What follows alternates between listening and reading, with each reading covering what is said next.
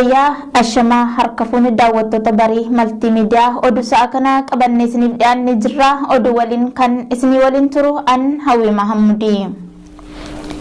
Oduu oolmaa Oromiyaa. Amajjii 10 bara 2020 hiriirri mormii guutummaa Oromiyaatti itti fufee jira.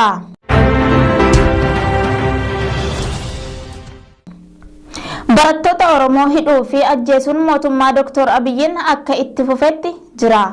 Haaluma kanaan barataa Naatnaa'el Mangistuu dhalataa godina Qellem Wallaggaa magaalaa Dambidolloo kan ta'e har'a ganama mooraa Yuunivarsiitii Bulee Horaa keessatti humna waraana mootummaatiin ajjeefame. Barataa Naatnaa'el Mangistuu barataa waggaa 3ffaa muummee injiinaringii akka ta'es beekamee jira. Maatii fi uummata Oromoo maraaf jajjabina hawwina.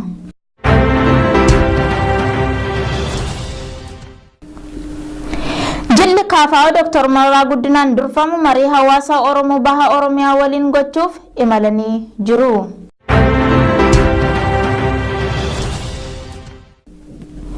Bulchiinsi Yuunivarsiitii Haroomayaa barattoota 75 ari'uuf murteesse.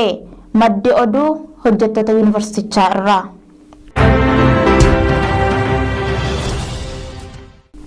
Waraanni mootummaa qeerroo Jimmaa irratti gaazisummaa facaasuun dhagahame. Kana malees mana namoota dhuunfaa fi suuqii seenuun saaminsa geggeessaa fi qeerroo reebaa akka jiru odeessi achii arganne ni ibsa.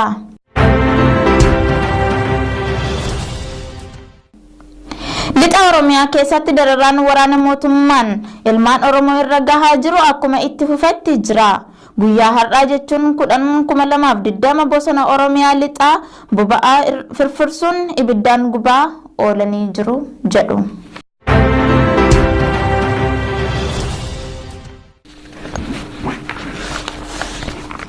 Akkuma kaleessa seenaan bosona gaarreewwan Baalee Wayyaaniin gubate irra deebi'amee mootummaa Bilxiginnaa Dr. Abiyyi Ahimadiin haareffamaa jira.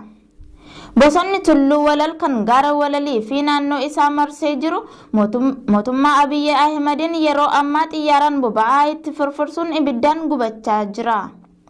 Bosonni kun aanota Muggii, Yemaloogii Walal, Gidaamii, Jimmaa Horroo, Gaa'oo Qebbeetiin marfamee jira. Sababin waraanni Bilxiginnaa bosona kana gubaa jirtu iddoowwan leenjii waraana bilisummaa Oromoo barbadeessuu fi jaalmarroo qabne jechuun yaadameetii jedhu. Oduu sa'a kana asirratti xumurree jirra. Sagantaa wal fakkaataan hanga walitti deebinutti turtii gaarii.